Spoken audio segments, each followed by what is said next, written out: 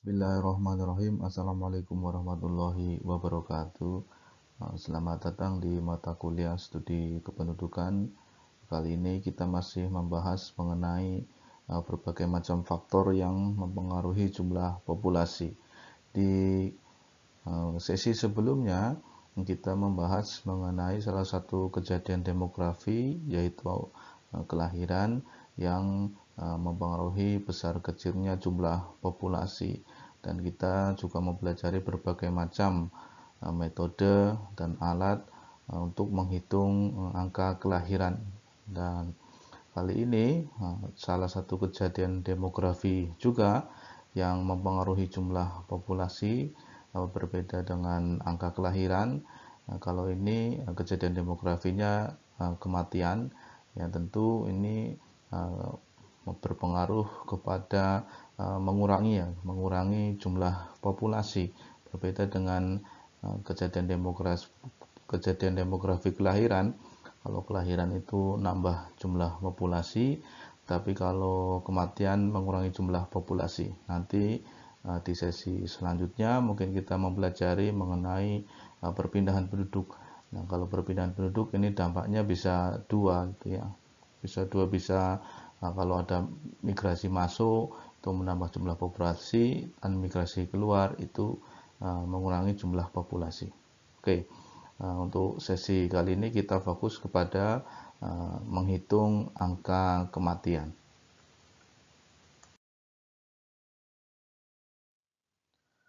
Angka kematian dicatat tujuannya untuk apa, gitu ya. Itu akan kita bahas di sini. Salah satu faktor penting dalam analisis demografi ini adalah angka kematian. Bahkan ya, awal mula studi demografi itu adalah studi atau mempelajari statistik angka kematian. Dan nanti kita ketahui bahwasannya tingkat kematian atau mortality rate itu sangat berkaitan dengan kondisi kesehatan di masyarakat. Jadi kalau kita boleh lihat sejarah, bahwasanya studi demografi pertama kali, studi kependudukan, itu awal mulanya adalah studi mengenai angka kematian, yaitu pada tahun 1662 seorang statistik dari Inggris namanya John Ground, dia menulis sebuah buku mengenai tingkat kematian di London karena adanya wabah pes. Lalu dia mencatat itu berapa banyaknya orang meninggal karena wabah pes, dan dia menerbitkannya secara berkala, yaitu secara mingguan. Nah, ini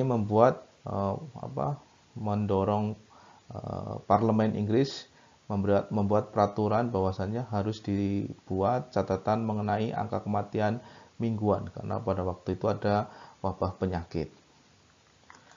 Selain itu, di abad ke-19 ada juga seorang ahli statistik yang mencatat dan menganalisa. Ini tidak hanya mencatat kematian, tapi menganalisa penyebab kematian.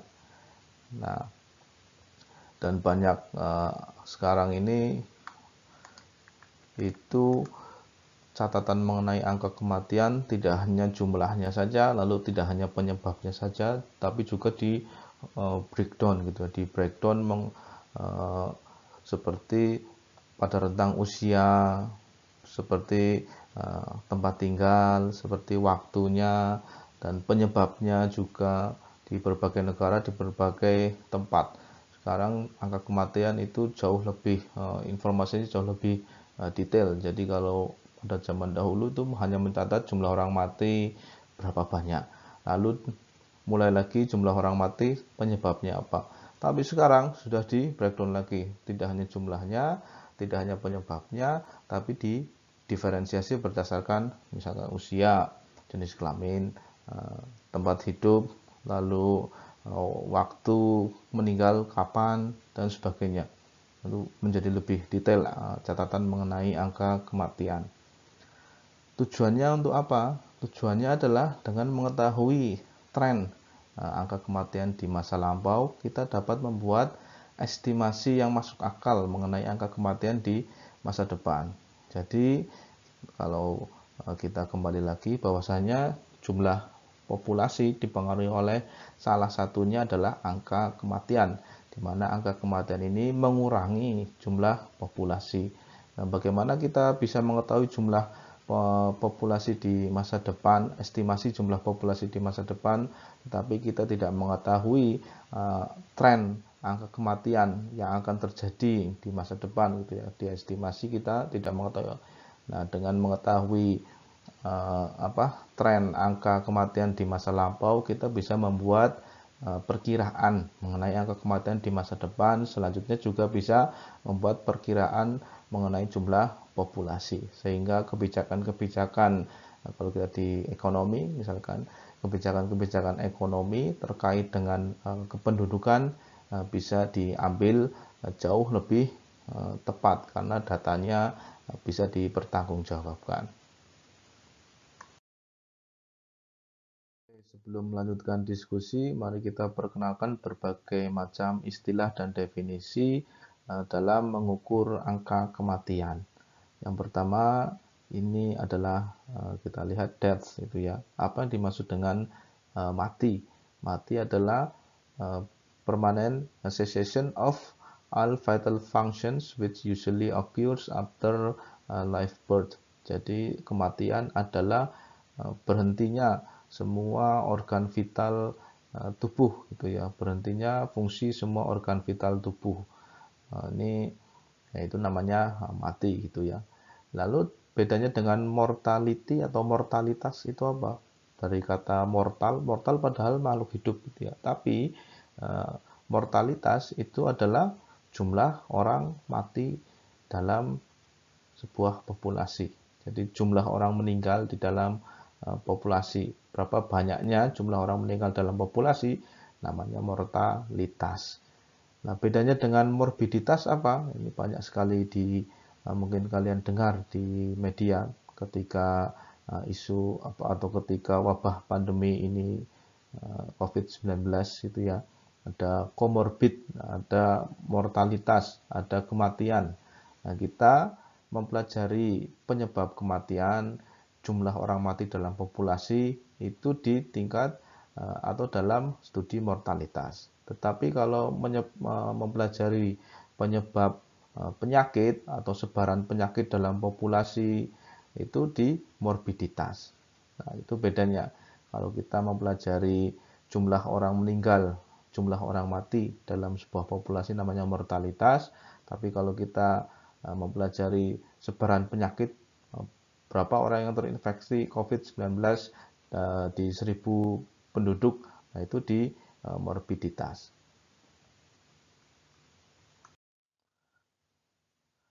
Salah satu alat untuk mengukur angka kematian yang umum digunakan adalah CDR, Crude Death Rate, atau angka kematian kasar, yaitu jumlah orang mati per tahun dibagi 1000 orang. Ya, jadi angka kematian tahun tertentu per 1000 orang. Formulanya seperti ini, seperti CBR gitu ya. Kalau CBR pemilangnya itu angka kelahiran, jumlah bayi lahir hidup dibagi populasi kali 1000. Kalau ini pemilangnya adalah angka kematian, jumlah orang mati. Jadi jumlah orang mati itu D, number of deaths in a particular year, lalu dibagi jumlah populasi pertengahan tahun dikalikan 1000. Misalkan tahun 2000, ini Indonesia, tahun 2000 angka kematian kasar itu nilainya 7,26. Nah, apa artinya?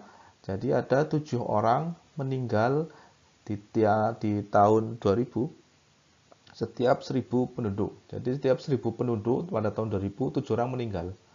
Kalau ada 1 juta berarti ada berapa orang meninggal? Ya kurang lebih 7.000. Nah, seperti itu cara membaca CDR atau angka kematian kasar. Kematian kasar juga kita bisa lihat trennya ya, tidak hanya satu titik tahun 2000, tapi bisa kita lihat trennya. Nah, ini tabel yang menunjukkan profil angka kematian kasar Indonesia dari tahun 1960 sampai dengan tahun 2016. Dari sini kita bisa melihat bahwasanya angka kematian kasar atau tingkat kematian dengan menggunakan CDR menunjukkan bahwasanya Indonesia mengalami penurunan dari tahun 1960 sampai tahun 2016. Di tahun 1960 angka kematian kasarnya itu 18. Jadi setiap 1000 penduduk pada tahun 1960 itu 18-nya meninggal. Atau Anda bayangkan kalau masyarakat Banyumas itu ada 1 juta orang, berarti 18.000 penduduk meninggal tiap tahunnya. Itu besar sekali. 18.000 penduduk meninggal tiap tahunnya di Banyumas. Kalau dibagi kelurahan itu ada 30 kelurahan Banyumas ya, 18.000 dibagi 30, berarti sekitar 1.800 bagi 3, 600 orang meninggal. Nah, itu kan tiap tahunnya kan besar sekali itu ya. Nah, ini angka kematian tahun 1960. Lalu di tahun 2016 menurun hampir lebih dari separuhnya di Indonesia menjadi 7 saja. Jadi Anda bayangkan cuman dari 1000 penduduk itu yang meninggal tahun 2016 ada 7. Nah, ini kaitannya erat sekali dengan kondisi kesehatan di masyarakat. Nah, nanti kita akan membahas pada beberapa sesi di pertemuan selanjutnya atau di sesi selanjutnya kaitannya antara faktor sosial ekonomi dengan kejadian demografi. Jadi kita bahas yang pertama ini mengenai kejadian demografi terlebih dahulu. Bagaimana cara mengukur kejadian demografi. Lalu apa faktor-faktor yang mempengaruhi kejadian demografi ini berubah? Apa yang membuat angka 18 berubah menjadi 7 di CDR-nya? Apakah faktor sosial ekonomi berperan di situ? Nah, kita akan bahas di beberapa sesi selanjutnya atau bukan di sesi ini. Di sesi ini hanya membahas mengukur angka kematian dulu.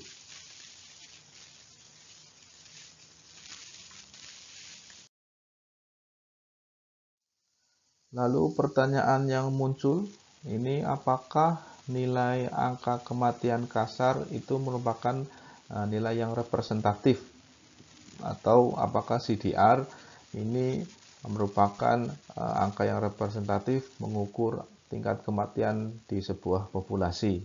Kita lihat, kita menggunakan perbandingan. Di sini ada 2 negara, yaitu negara Jepang dan negara Maladewa. Di Jepang tahun 2006 angka kematian kasarnya itu nilainya 8,53. Jadi pada tahun 2006 ada kurang lebih 8 kematian per 1000 penduduk di Jepang, atau ada 853 orang mati per 100.000 penduduk di Jepang pada tahun 2006.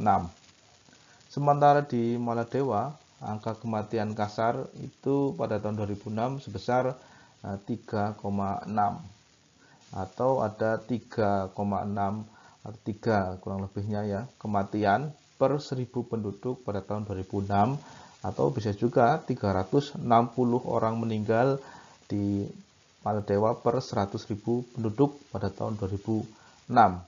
Jadi jikalau kita menggunakan angka CDR, kita bisa menyimpulkan, entah benar atau tidak, Anda bisa nilai sendiri bahwasanya ternyata angka kematian di Jepang jauh lebih tinggi daripada angka kematian di Maladewa. Nah, dengan demikian kualitas atau kondisi kesehatan di Jepang itu jauh sekali di bawah kondisi kesehatan di Maladewa. Nah, ini kan kita bisa mengambil kesimpulan seperti itu dengan menggunakan angka CDR yang tentunya sangat keliru ya, karena di Jepang kita tahu negara maju, pendapatan per kapitanya jauh lebih tinggi daripada masyarakat Maladewa, lalu kondisi fasilitas kesehatannya pun jauh lebih baik daripada negara Maladewa. Tetapi jikalau kita menggunakan angka kematian kasar untuk menyimpulkan kondisi yang sebenarnya, karena tingkat kematian erat kaitannya dengan kualitas kesehatan, kita bisa menyimpulkan pada kesimpulan yang keliru atau salah. Kalau kita teliti lebih jauh berdasarkan usia gitu ya di Jepang, angka kematian kasar di Jepang berdasarkan usia, ternyata ada lebih banyak orang Jepang yang meninggal di usia lebih dari 70 tahun ketimbang di Maladewa. Jadi tingginya angka kematian kasar di Jepang tahun 2006 itu karena banyak penduduk usia tua, bukan usia muda. Nah, dengan demikian kita mengetahui bahwasanya di Jepang itu orangnya panjang umur. Nah, kesimpulannya berbeda kan? Kalau menggunakan angka CDR, melihat gambaran secara kasar angka kematian, kita bisa menyimpulkan, wah berarti kondisi kesehatan di Jepang itu kurang bagus daripada Maladewa. Tetapi kalau kita melihat berdasarkan usia, orang yang banyak meninggal itu adalah orang yang usianya di atas 70 tahun. Dengan demikian di Jepang itu justru lebih baik, tingkat kesehatannya jauh lebih baik daripada di Maladewa. Kita lihat di tahun 2006, orang yang meninggal di atas usia 70 tahun itu ada 214 orang per 1000 penduduk, atau ada 214.000 orang per 1 juta penduduk. Dan di Jepang dan di Maladewa hanya 64,1 per 1000 penduduk, atau hanya 64 orang per 1000 penduduk. Jadi di Maladewa orang yang mencapai usia 70 tahun, hidup sampai 70 tahun atau meninggal pada usia 70 tahun hanya 64 per 1000 penduduk. Sementara di Jepang orang yang hidup sampai 70 tahun ke atas itu dan meninggal usia 70 tahun ke atas ada 214 per 1000 penduduk, jauh lebih banyak daripada di Maladewa. Nah, dengan demikian angka dari CDR kalau kita gunakan perbandingan antar negara itu bisa misleading gitu ya, bisa membuat kesimpulan yang keliru. Jadi hati-hati kalau menggunakan angka CDR dan kita membandingkan angka CDR ini antar negara.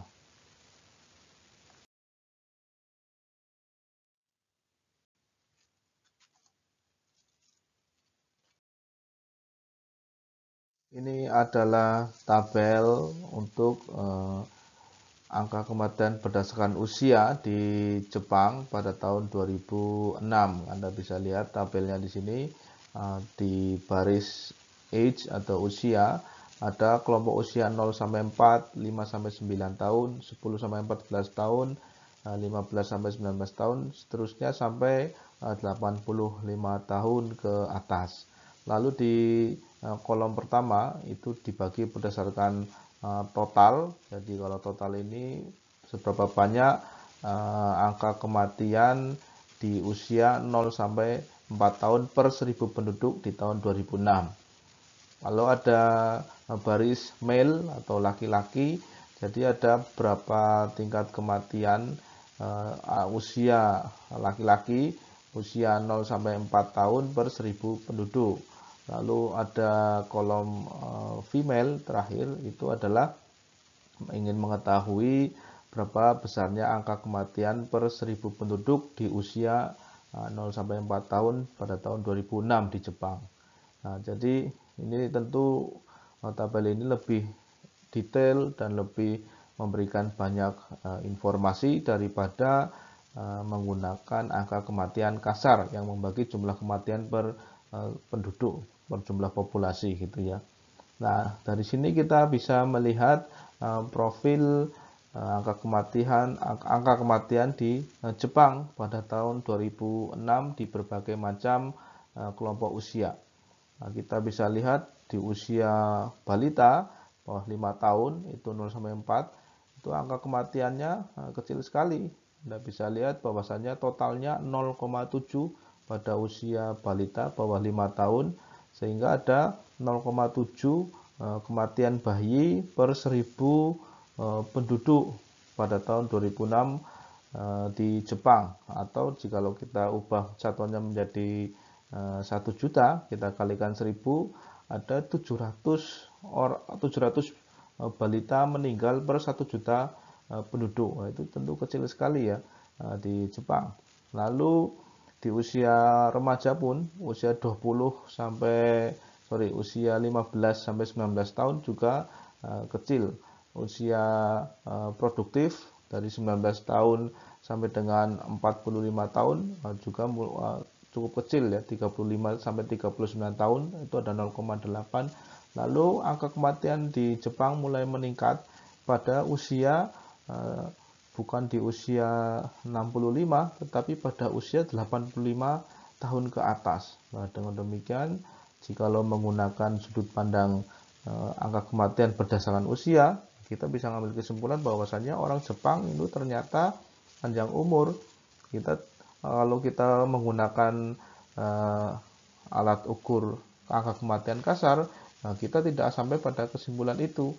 Tahunya angka kematiannya tinggi, padahal angka kematian tinggi itu di Jepang karena kebanyakan meninggal pada usia 70 tahun ke atas. Ya, ini berarti usia atau angka kematian di Jepang atau tingkat kesehatan di Jepang memang baik sekali.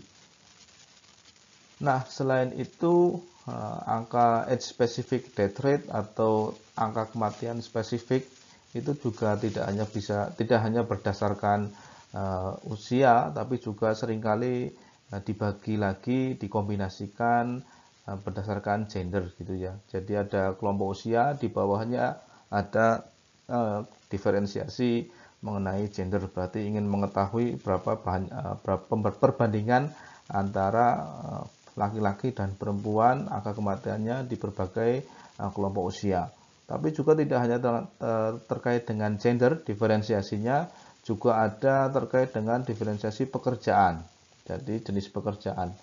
Jadi ingin mengetahui pada angka kematian di berbagai usia pada berbagai macam jenis pekerjaan. Nah, ini ASDR ini emang cukup rumit karena bisa membandingkan atau bisa mengkombinasikan berbagai macam diferensiasi di masyarakat terkait dengan ingin mengetahui profil angka kematiannya. Jadi gitu. Jadi ini lebih informatif daripada tadi angka kematian kasar. Di Jepang pada tahun 2006 kita lihat angka kematiannya didominasi oleh usia 70 tahun ke atas yang angka kematian tinggi, dan usia 70 tahun ke bawah atau usia remaja, usia produktif, bahkan di usia balita angka kematiannya rendah. Ini berarti kondisi kesehatannya, kalau itu berkaitan dengan angka kematian, kondisi kesehatan atau kualitas kesehatannya itu baik sekali. Mari kita bandingkan dengan angka kematian berdasarkan usia di Indonesia pada tahun 1971. Jadi kalau ada di Jepang pada tahun 2006, sekarang kita lihat di Indonesia pada tahun 1971. Ini adalah tabel angka kematian berdasarkan kelompok usia. Di baris usia age itu adalah kelompok usia 0 sampai 4 tahun atau balita, ada 5 sampai 9 tahun, ada 10 sampai 14 tahun sampai dengan usia 65 sampai 69 tahun. Bisa Anda lihat dari sini, misalkan ini berbeda sekali dengan di Jepang tahun 2006, Indonesia tahun 1971, angka kematian balita itu cukup tinggi atau sangat tinggi sekali. Kalau di Jepang tadi 0,7 di 2006 ya, meskipun demikian di Indonesia tahun 1971 54,5. Ini sangat tinggi. Dengan demikian ada 54 balita meninggal per 1000 penduduk, atau kalau kita kalikan dengan 1 juta gitu ya, ada 54.000 bayi meninggal per 1 juta penduduk di tahun 1971. Nah, ini banyak sekali. Kalau kita dibandingkan dengan Jepang gitu yang hanya 0, sekian. Nah, ini menunjukkan kualitas kesehatan Indonesia tahun 1971 dibandingkan tahun 2006 tentunya di Jepang, walaupun tidak apple to apple gitu ya. Kalau Anda lihat ini ya kualitasnya jauh sekali. Dan di usia 65 sampai 69 ini angka kematiannya tinggi gitu ya, berarti bahkan di usia 55, 59, 60 sampai 64 tahun, angka kematiannya juga tinggi di Indonesia. Jadi kemungkinan masyarakat Indonesia hidup di atas 85 tahun ke atas seperti Jepang itu kecil sekali, karena atau kita di Indonesia pada tahun 1971 usianya kebanyakan sampai dengan usia 69 tahun, karena itu angka kematiannya paling tinggi. Nah, inilah dengan melihat kepada angka kematian berdasarkan usia, kita bisa melihat profil-profil di tiap daerah atau negara. Kalau membandingkan antar negara, antar daerah bisa menggunakan age specific death rate. Jadi kita melihat profil-profil membandingkan kelompok usia di satu negara dengan kelompok usia di negara lain. Misalkan kelompok usia balita, angka kematiannya berapa, kita bandingkan dengan kelompok usia balita di negara lain. Lalu kita bandingkan kelompok usia manula di sebuah negara, bandingkan dengan kelompok usia manula di negara lain. Nah, itu jauh lebih informatif daripada menggunakan angka kematian kasar. Selain menggunakan alat ukur tingkat kematian berdasar usia, ahli demografi juga ingin mengukur angka kematian berdasarkan tingkat kematian bayi atau infant mortality rate. Nah, infant mortality rate itu yang dihitung bayi meninggal di mana gitu ya, di kondisi seperti apa? Apakah bayi yang meninggal selama dia jadi janin atau setelah melahirkan. Nah, yang dimaksud dengan kematian bayi adalah bayi yang sudah dilahirkan, bayi yang sudah dilahirkan tapi meninggal. Jadi yang dimaksud dengan infant mortality rate itu adalah atau kematian bayi itu bayi setelah dilahirkan. Jadi kalau ada janin mati itu tidak masuk, masih jadi janin itu belum dilahirkan, itu tidak masuk dalam perhitungan infant mortality rate.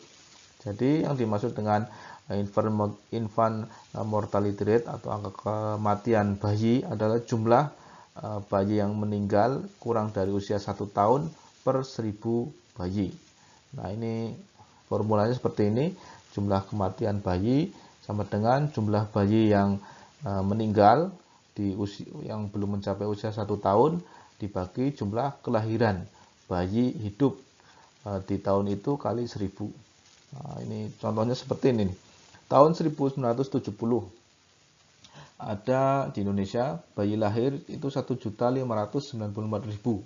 Tahun 1970 bayi lahir hidup dilaporkan ada 1.594.000. Dan di tahun yang sama dilaporkan ada 263.000 bayi yang tidak hidup mencapai usia 1 tahun gitu.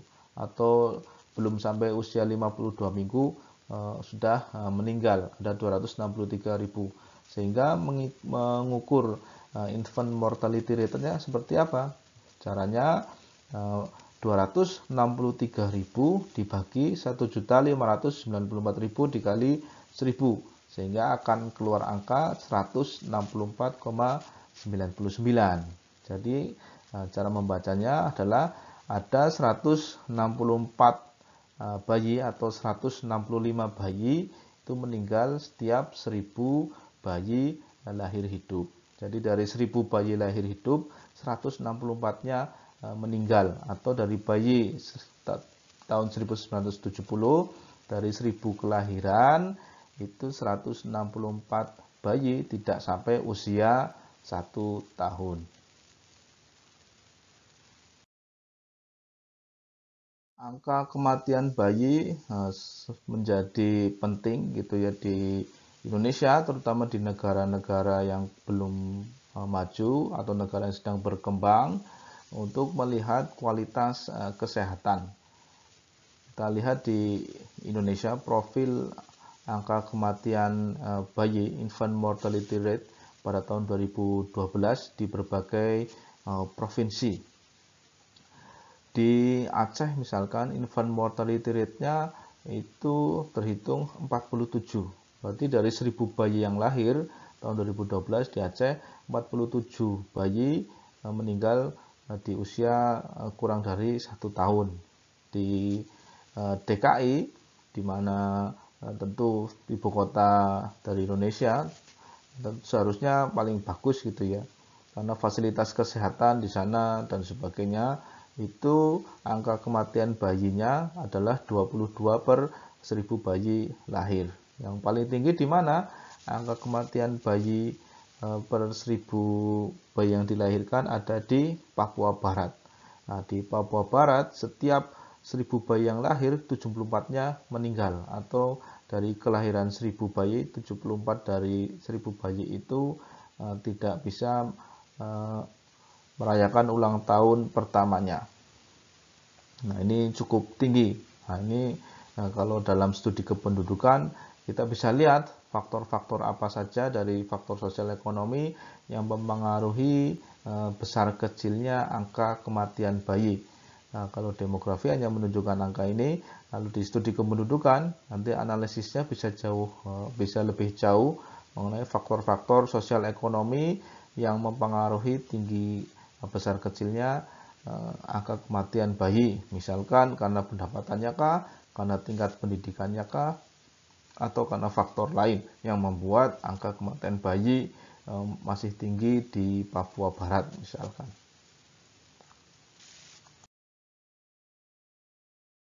Terdapat alat ukur angka kematian lainnya selain angka kematian bayi atau infant mortality rate.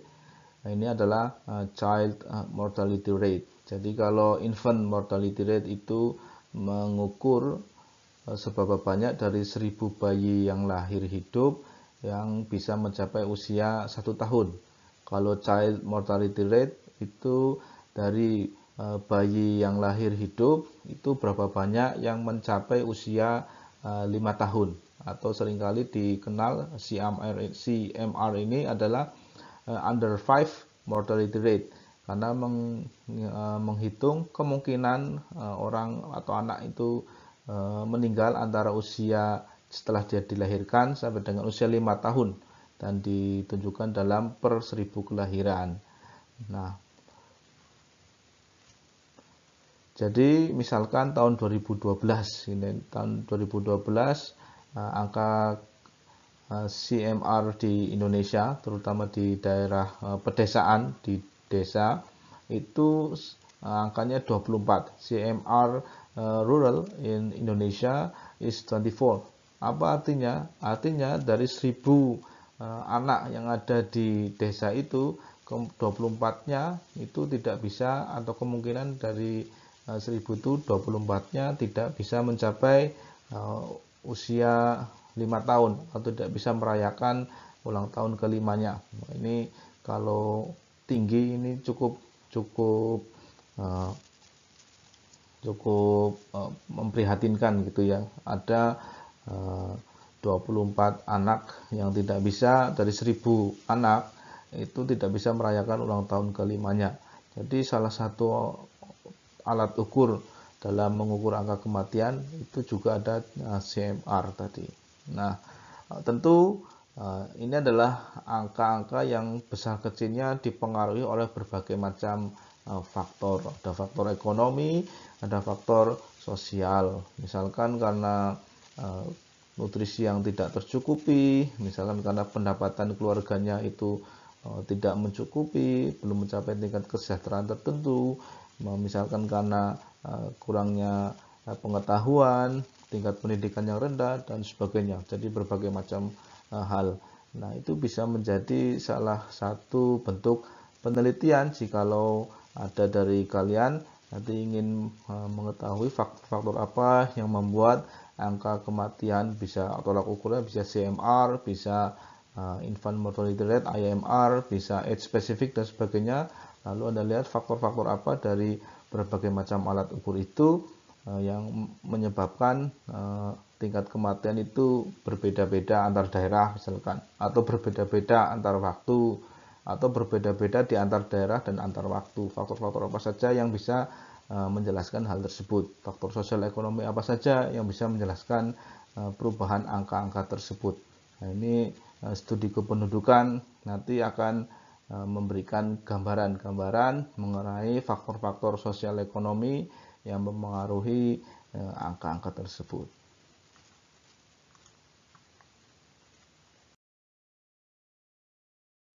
Saya rasa itu yang bisa saya sampaikan mengenai alat ukur atau mengukur angka kematian di sebuah populasi. Jadi kalau boleh saya rangkum, number of population, dari jumlah penduduk itu bertambah dan berkurang karena 3 kejadian demografi, kelahiran, kematian, dan perpindahan penduduk. Bagaimana cara mengukur kelahiran kita sudah bahas kemarin, dan sekarang kita membahas bagaimana cara mengukur kematian. Jadi kalau kelahiran itu menambah jumlah penduduk dan kematian mengurangi jumlah penduduk. Selain itu, angka kematian juga erat kaitannya dengan kualitas atau kondisi kesehatan di masyarakat. Nah, dengan mengetahui alat ukur kematian, berbagai macam, dari angka kematian kasar, ada kematian berdasar kelompok usia, ada kematian bayi, ada kematian anak. Seseorang bisa melakukan analisa. Apa analisanya? Apa yang membuat tingkat kematian itu tinggi di masa lampau. Lalu menganalisa apa langkah yang harus dilakukan ketika melihat kondisi kematian pada saat sekarang. Nah, tentu kebijakan-kebijakan untuk merespon hal tersebut atau tindakan-tindakan untuk merespon atau untuk menanggapi angka-angka tersebut membutuhkan berbagai macam pendekatan. Salah satunya adalah pendekatan ekonomi atau sosial. Nah, pendekatan ekonomi atau sosial kita akan pelajari di sesi selanjutnya, yaitu mengenai faktor-faktor sosial ekonomi yang mempengaruhi angka-angka atau kejadian-kejadian demografi, atau sebaliknya kejadian-kejadian demografi yang mempengaruhi sosial ekonomi. Kesemuanya itu kita bahas dalam sesi studi kependudukan berikutnya. Saya rasa itu semoga bisa dipahami dan diterima dan bermanfaat. Saya akhiri, wassalamualaikum warahmatullahi wabarakatuh.